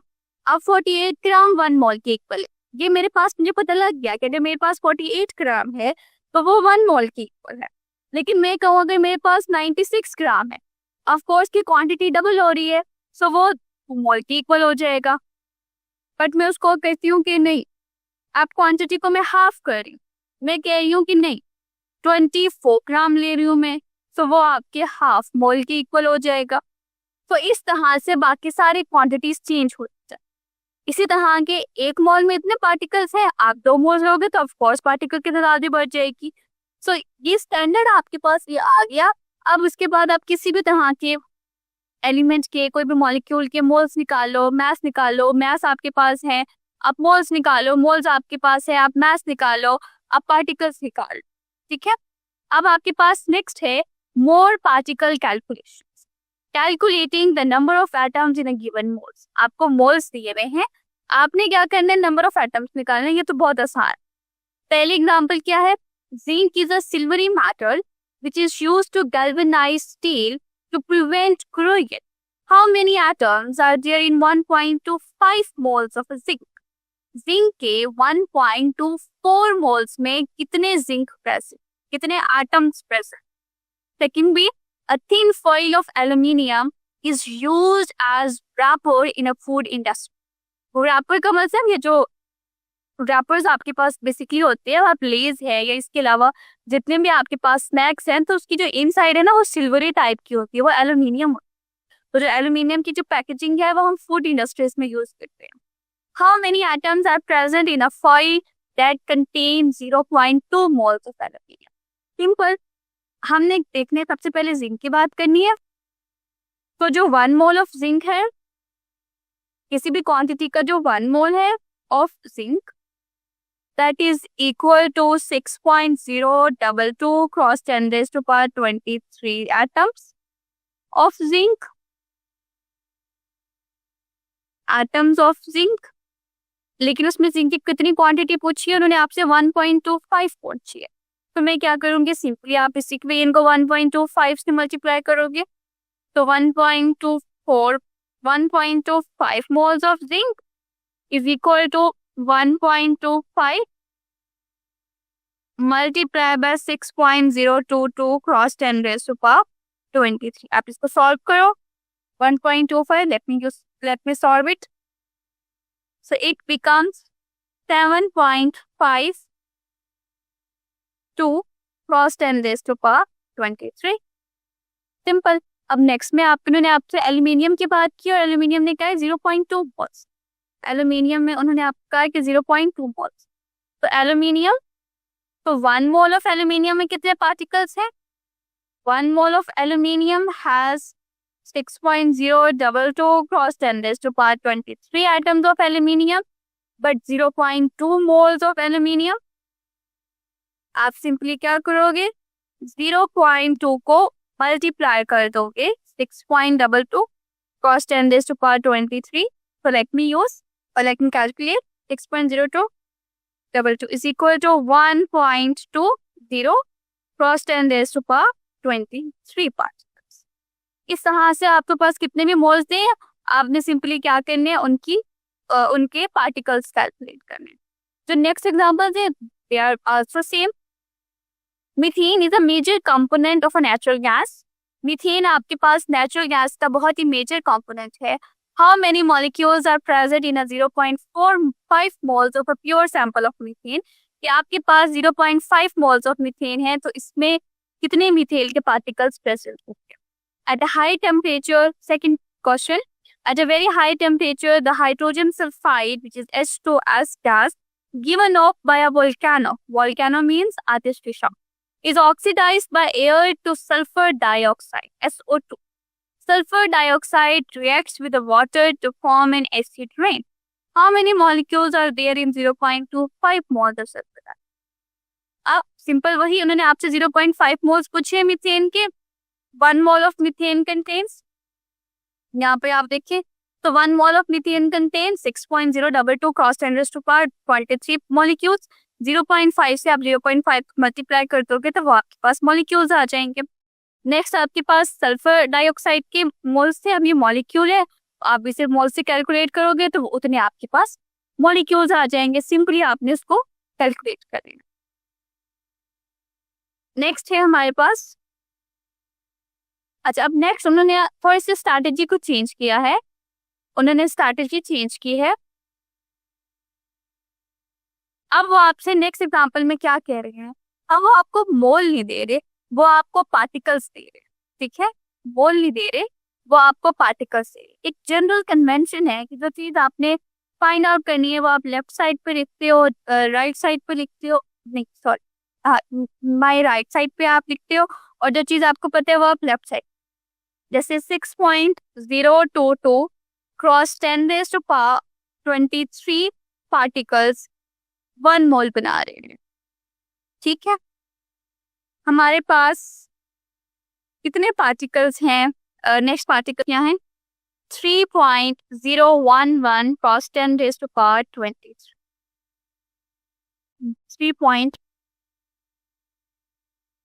3.011 क्रॉस 10⁻23 में कितने मोल्स हैं. सिंपली जैसे उन्होंने मोल्स चेंज किए थे, इस दफा उन्होंने पार्टिकल्स चेंज कर लिए. तो आप इसे किस तरह से लिखोगे, सबसे पहले तो आप लिखोगे कि आप यहाँ पे इसको 1 कर सकते हो, यानी ये जो आपके पास आइडियल इक्वेशन है, ये जो मेथड मैं आपको बता रही हूँ ये अपने हाइड में अप्लाई. क्रॉस 10⁻23 इक्वल्स टू 1 मोल. ये यूनिटरी मेथड कहलाता है कि जो चीज आपके पास पता है आप उसे 1 कर दो. अब मैं यहाँ पे इसको 1 कर दूंगी तो ये यहाँ पे मल्टीप्लाई हो रहा है, उधर जाके डिवाइड हो जाएगा. 6.022 क्रॉस 10⁻23 मोल्स. अब पहले 1 था, अब यहाँ पे वो जो आपकी डिजायर्ड वैल्यू है आप वो कर दो. 3.011 क्रॉस 10⁻23 इज इक्वल टू 3. वो आप जो चीज आपको पता है वो आपने फाइंड आउट करनी, दूसरी साइड पे मैं मल्टीप्लाई कर दूंगी. तो जब मैं इसको कैलकुलेट करूंगी माय आंसर वुड बी 0.5. तो माय आंसर वुड बी 0.5. ठीक है, ये आपके पास क्वेश्चन है. नेक्स्ट क्वेश्चन भी आपके पास सेम है. Formaldehyde is used to preserve dead animals. Its molecular weight is 3H2O. Calculate the number of moles that would contain 6.011 moles of its compound. ये भी सिंपल, आपके पास ये एक सोल्यूशन में आप देखो, तो पहले उन्होंने आपको इक्वेशन दी है, फिर आपने उसको 1 कर दिया है, और फिर नेक्स्ट हमने क्या किया है, उसी को मॉलिक्यूल से मल्टीप्लाई कर दिया. ठीक है, अब आपके पास ये क्वेश्चन है, ये आपने खुद करने हैं. नेक्स्ट है आपके पास केमिकल इक्वेशन एंड बैलेंस, कि आपके पास कोई भी केमिकल इक्वेशन है. अच्छा ये बात आपने याद रखनी है, ये बात आपने याद रखनी है कि जो चीज बन रही है, यानी जितनी चीज आपने इस्तेमाल करनी है, इन रिटर्न भी आपके पास वो इतनी ही आनी चाहिए. जैसे मैं आपको एग्जांपल दूं तो आपके पास कार्बन एंड ऑक्सीजन है. ठीक है, ये कंबाइन कर रही है तो ये कार्बन डाइऑक्साइड बना रही है, ये कंबाइन कर रही है तो ये कार्बन डाइऑक्साइड बना रही है. ठीक है, इसके अलावा आपके पास हाइड्रोजन है. अब यहाँ पे H2 plus O2, hydrogen gas और ऑक्सीजन गैस आपको मिलेगी और ये वाटर बना दी। लेकिन अगर आप यहाँ पे देखो तो यहाँ पे ऑक्सीजन मॉलिक्यूल में, यानी ऑक्सीजन के एक मॉलिक्यूल में 2 एटम्स हैं। एटम वाइज बात करेंगे तो वो ज्यादा बेहतर। ऑक्सीजन के 2 एटम्स, वाटर में तो ऑक्सीजन का एक ही एटम है, तो आपने इसको बैलेंस रखा। तो मैं यहाँ पे 2 मॉलिक्यूल्स लगा दूं, तो यहाँ पे 2 पूरे हो गए, लेकिन अब हाइड्रोजन के 4 हो गए, तो मैं हाइड्रोजन के साथ भी कोएफिशिएंट्स लगा कि अब यहाँ देखो तो इधर आपके पास हाइड्रोजन 4 है, ऑक्सीजन 2। इधर आपके पास हाइड्रोजन 4 है, ऑक्सीजन भी 2 है, चीजें बैलेंस हो गई।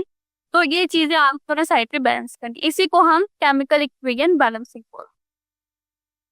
The symbolic representation of a chemical reaction, कि जो आपके पास केमिकल रिएक्शन हो रहा है, हम क्या कर रहे हैं, उसको सिंबलाइज कर रहे हैं, उसकी सिंबॉलिक रिप्रेजेंटेशन दे रहे हैं, उसे आप केमिकल इक्वेशन कहते हैं। The product in a chemical equation are the substance, the reactants in the chemical equation, कि जो रिएक्टेंट्स क्या होते हैं in the chemical equation are the substances, ये वो सब्सटेंस हैं that initiate the chemical reaction, जो केमिकल रिएक्शंस को इनिशिएट। जैसे मैंने यहाँ पे अगर आपको एग्जांपल दिए, तो इस केस में अगर आप देखें तो कार्बन डाइऑक्साइड प्लस वाटर आपके पास क्या है, रिएक्टेंट्स है, और इस साइड में आप देखें तो हाइड्रोजन गैस और ऑक्सीजन गैस आपके पास रिएक्टेंट, तो क्योंकि ये रिएक्शन में पार्टिसिपेट कर रहे होते हैं, उन्हें इनिशिएट कर रहे हैं। And the products are the substances, और प्रोडक्ट्स वो सब्सटेंसेस होते हैं that are formed during the chemical reaction, कि प्रोडक्ट्स वो सब्सटेंसेस होते हैं जो केमिकल रिएक्शन के दौरान बनते हैं।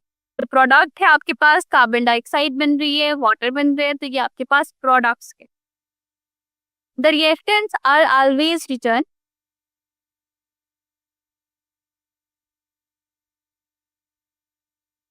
कार्बन डाइऑक्साइड तो आपके पास बैलेंस है ना, उसको तो बैलेंस करने की जरूरत ही नहीं पड़ी। एक कार्बन है आपके पास और 2 ऑक्सीजन है। जब कार्बन डाइऑक्साइड का दोनों मिलकर कार्बन डाइऑक्साइड का मॉलिक्यूल बना, तो उसमें भी कार्बन था और 2 ऑक्सीजन थी, क्योंकि वो तो ऑलरेडी बैलेंस है ना, उसको तो आपको बैलेंस करने की जरूरत ही नहीं पड़ी, क्योंकि दोनों यहाँ पे आप देखो तो कार्बन 1 है, ऑक्सीजन के 2 एटम्स हैं, इधर कार्बन 1 है, ऑक्सीजन के 2 एटम्स हैं, तो वो तो बैलेंस है। आप देखिए अक्सर आपके पास जो इक्वेशन आएगी तो उसमें बहुत सारी आइटम्स होते हैं जो बैलेंस होते हैं, तो आपको जरूरत नहीं पड़ती, बैलेंस आपने वहां पर करने जहां पर आपको जरूरत हो। The reactants are always written on the left side of equation, ये जो रिएक्टेंट्स है हम उसे लेफ्ट साइड ऑफ इक्वेशन पे लिखते हैं, और जो प्रोडक्ट्स है हम उन्हें राइट साइड, और दरमियान में हम एरो लगाते हैं जो कि हमारे केमिकल चेंज को रिप्रेजेंट करते हैं।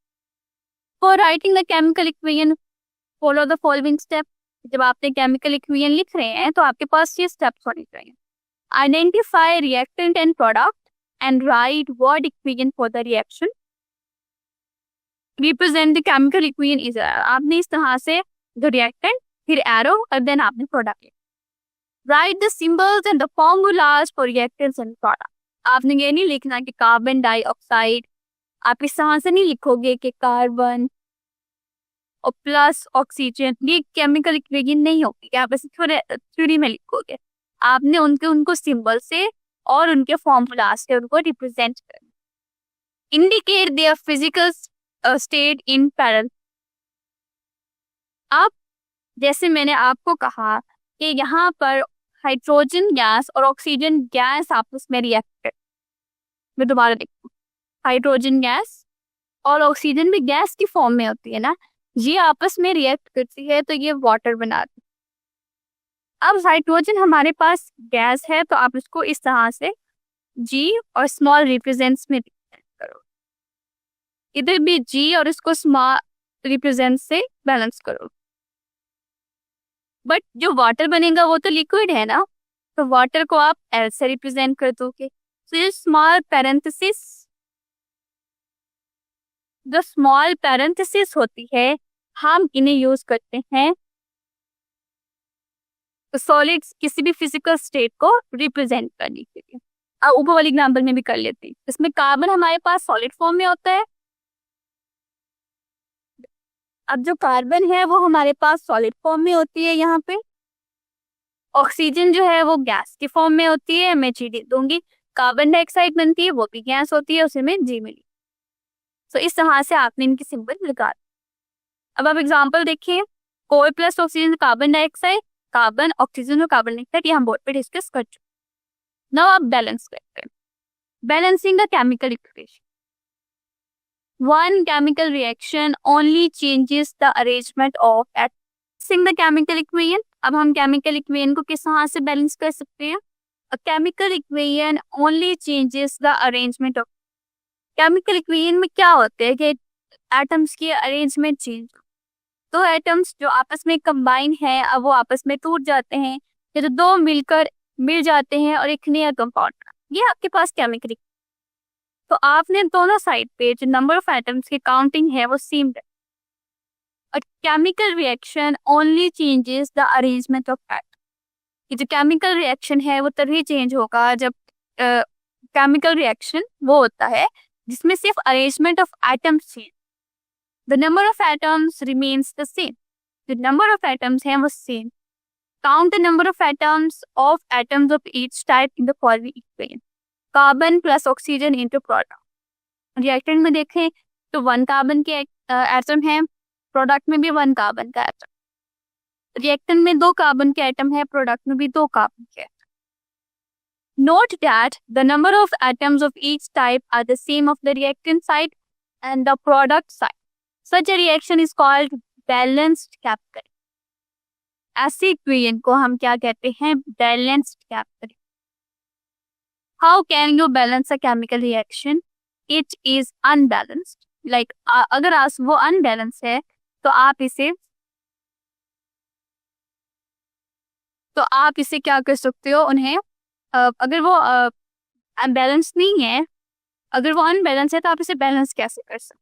ठीक है, यहाँ पर उन्हें एग्जाम्पल दिए CH4 plus O2 carbon dioxide and bond, तो हम इसको साथ साथ बोर्ड पे भी करते हैं। So the equation says CH4 plus O2 and it gives you carbon dioxide and water। ठीक है, अब नंबर ऑफ एटम्स देख लो, इधर मेरे पास कार्बन कितना है 1, इधर मेरे पास कार्बन कितना है 1, हाइड्रोजन कितनी है 4, इधर मेरे पास हाइड्रोजन कितनी है 2, ऑक्सीजन कितनी है 2 एटम्स, इधर ऑक्सीजन कितनी है 2 ये एटम और एक ये एटम 3। अब ये तो मेरे पास फिट है, यहाँ पे ये बैलेंस नहीं है, एक साइड पे 4 है दूसरी साइड पे 2, और ये भी बैलेंस नहीं है, एक साइड पे 1 है दूसरी साइड एक साइड पे 2 है, प्रोडक्ट साइड पे ऑक्सीजन 3 है। अब मुझे इसको बैलेंस करना है, तो अब हम तरीका देखेंगे कि हम इसको बैलेंस कैसे। ओके, अब यहाँ पे स्टेप बाय स्टेप उन्होंने बात की है, balance 1 element at a time, एक ही टाइम पे एक एलिमेंट को आपने बैलेंस करना है। To balance the chemical equation used coefficient, ये जो हम 2-3 लगाते हैं, इसे हमने यहाँ पे मैंने लगाया था, यहाँ पे मैंने 2 लगाया, I have to put 2 over here. तो ये बेसिकली क्या है, इन्हें हम कोएफिशिएंट्स का नाम है। Remember that you should not change subscript in a chemical form। जैसे वो तो केमिकल फॉर्मूला है, हम उन्हें चेंज नहीं, जैसे कार्बन डाइऑक्साइड है और ऑक्सीजन मेरे पास 2 है, इधर मेरे पास 3 है, तो मैं यहाँ पे O3 कर, ऐसा बिल्कुल नहीं, ये फॉर्मूला है, ये वैसे के वैसे रहे। हम कोएफिशिएंट ऐड करें, put a coefficient before water to balance. Okay, सबसे पहले आप देखो कि बैलेंस किसको करना आसान। अब आप देखो कि पहले तो कार्बन है, फिर हमने हाइड्रोजन देखी, यहाँ 4 है, तो हाइड्रोजन को बैलेंस करेंगे हम यहाँ पे 2 लगा, let me use a different colour to highlight, मैं यहाँ पे 2 लगा। अब मेरे जो हाइड्रोजन है वो भी बैलेंस हो गया, वो भी 4। अब ऑक्सीजन की बारी, ऑक्सीजन यहाँ पे 2 है, इधर भी 2 है, ठीक है। देखो मैंने सिर्फ हाइड्रोजन को बैलेंस किया और मेरी ऑक्सीजन खुद ब खुद बैलेंस होगी। तो इस तरह से 2 लगाने से मेरे पास ऑक्सीजन बैलेंस होगी। So now this is the equation. So put a coefficient 2 before H2O to balance the hydrogen atoms. CH4 plus O2 gives us CO2 plus 2H2O. Now balance oxygen. So there are 2 atoms on the left side, on the right side, put 2 before O2. Okay, sorry. नहीं, okay, I'm really sorry. मैंने इसको इस तरह नहीं देखा कि ये भी तो O2 है ना, तो अब पहले मैंने जब यहाँ पे हाइड्रोजन को बैलेंस करने के लिए 2O लगाया था,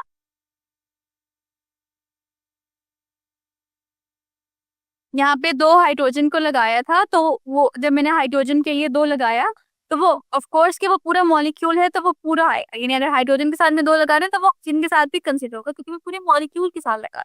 इस तरह लेट्स से कि अगर मैं यहाँ पे 3 लगाती हूँ तो वो मेरे 3 कार्बन के साथ भी कंसीडर होगा और हाइड्रोजन के साथ भी कंसीडर होगा, कि वो मॉलिक्यूल और एक साथ प्रेजेंट है, तो वो कंसीडर हो।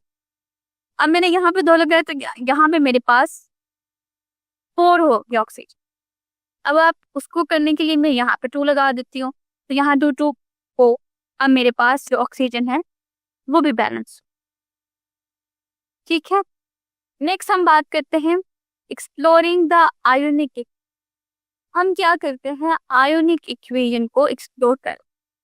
जैसे हम आयनिक में बात करते हैं कि आयन्स पर हमने आपको आयनिक कंपाउंड के फॉर्मेशन पढ़े थे, वो हमने किस तरह से पढ़ी थी। जैसे फॉर एग्जांपल अगर आपके पास HCl है तो H पॉजिटिव और Cl नेगेटिव आयन्स बनाए। इसी तरह आपके पास NaCl है तो Na पॉजिटिव NaCl आपस में नेगेटिव आपस में कंबाइन होते हैं, तो ये मॉलिक्यूल। इन आयन्स के दरमियान में इलेक्ट्रोस्टैटिक फोर्स ऑफ अट्रैक्शन होती है due to the opposite ion, और ये आपस में कंबाइन। अब हम इनको एक्सप्लोर करते हैं। Chemical equations in which the substances dissolved in water. एक केमिकल इक्वेशन जिसमें आप सब्सटेंस को वाटर में डिसॉल्व करते हैं और फिर आप उसकी रिटन एज इंडिविजुअल आयंस, तो फिर बाद में आप उसे इंडिविजुअल आयंस की फॉर्म में। एक बात हमने वहां पे बहुत पहले की थी, हमने कहा था कि जो आयनिक कंपाउंड्स हैं वो सॉलिड स्टेट में आयंस नहीं रखते, उनके आयन सॉलिड स्टेट में फ्री नहीं होते। अगर आप NaCl आपके पास सॉलिड फॉर्म में है तो वो ये आयंस नहीं देगा, वो बहुत सिंपली आपस में अटैच होते हैं। अगर हम चाहते हैं कि हमारे पास सोडियम क्लोराइड के आयंस आए या HCl के आयंस आए, तो हमें उसे वाटर में डिसॉल्व करना पड़ेगा, हमें उसके जो है लिक्विड स्टेट में उसको कन्वर्ट करना पड़ेगा, तभी आपके पास क्या होगा कि आयंस बनेंगे। तो जो आयनिक इक्वेशन जब भी आपके पास आती है वो वाटर में डिसॉल्व करने के बाद ही आती है, क्योंकि इंडिविजुअल आयंस तब ही बनते हैं। A chemical equations in which the chemical substances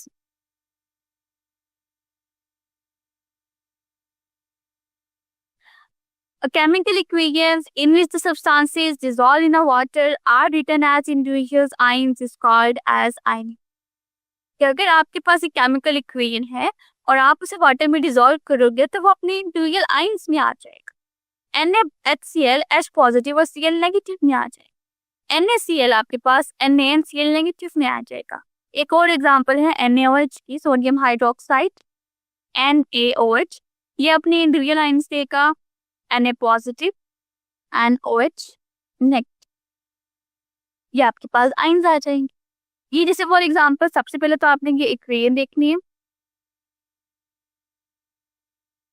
When a substance that is soluble in water, write the substances that are soluble in water in their dissociate। अब हमने क्या करना है, इनको वाटर में जब हमने सॉल्युबल किया तो ये अपने अपने आयंस में dissociate. HCl H positive and Cl negative, NaOH and Na positive and OH negative, NaCl Na positive and Cl negative plus 2। Remove the common ion on the both side. अब हम क्या करेंगे, जो कॉमन आयन है हम उसे remove करते हैं। Just let me go to the board.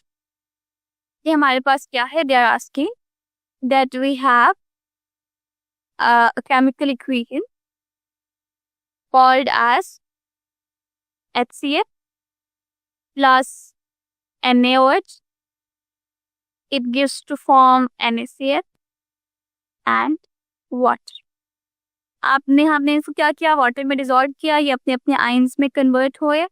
It forms H positive and a Cl negative, then Na positive and an OH negative, then Na positive and a Cl negative, and then आपके पास water आ।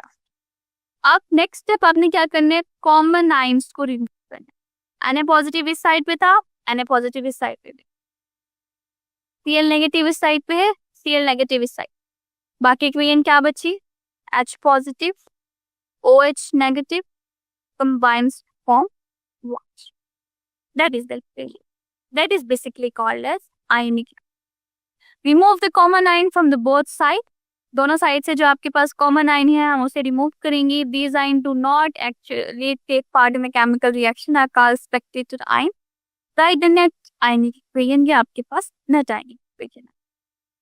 आपके पास example है, transform the following chemical equation into the ionic equation. आपने इन chemical equation को आयनिक equation में convert करना है.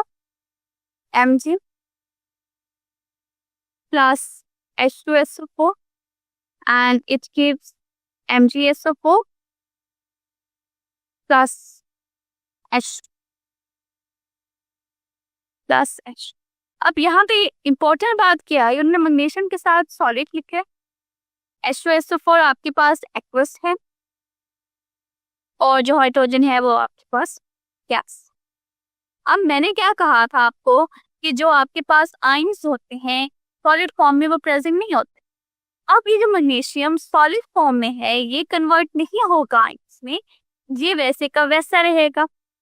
सिर्फ aqueous है जिसमें आपके पास, जो सिर्फ एक्वस ही है जिसमें आपके पास क्या होते हैं, आयंस बनते हैं. तो जो चीज आयंस है वो आपके पास बनेगी. यहाँ पे H2SO4 है, ये एक्वस आयंस. इसमें आपके पास H पॉजिटिव आयंस बनेंगे और SO4 नेगेटिव आयंस बनेंगे. -2 यहाँ पे चार्ज आ जाएगा.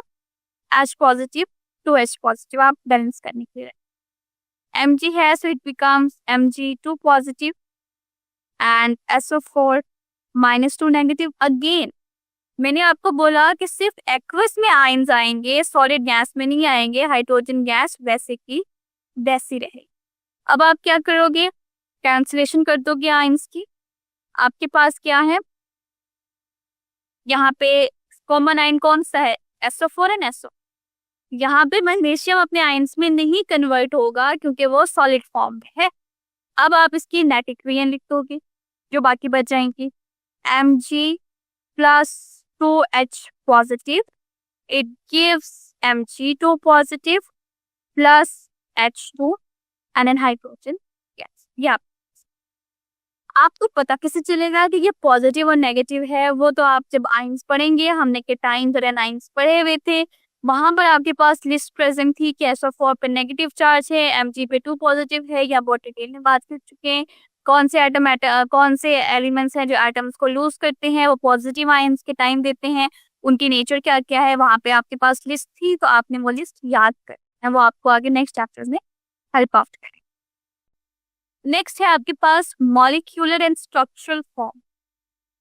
एक तो हमारे पास सिंपल मॉलिक्यूलर फॉर्मूला है ना, जैसे फॉर एग्जांपल हम वाटर मॉलिक्यूल ये लेते हैं, जैसे for example we have water, ये हमारे पास मॉलिक्यूलर फॉर्म. एक फॉर्मूला हमारे पास होता है जो स्ट्रक्चर होता है, जिसमें हम इसका स्ट्रक्चर देते हैं. जैसे ऑक्सीजन इस फॉर्म में प्रेजेंट है और हाइड्रोजन हमारे पास बेंटेड फॉर्म में प्रेजेंट है. ये इसका क्या है, स्ट्रक्चरल फॉर्म.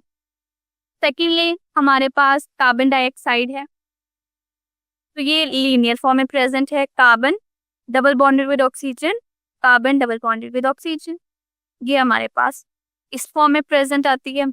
इसी के अलावा आपके पास डिफरेंट बहुत सारे एग्जांपल्स आ जाएंगे, वो आपको स्ट्रक्चर फॉर्म दे. जैसे आपके पास CH4 है, मीथेन है, सो वो इस तरह से आपके पास टेट्राहेड्रल स्ट्रक्चर होता है.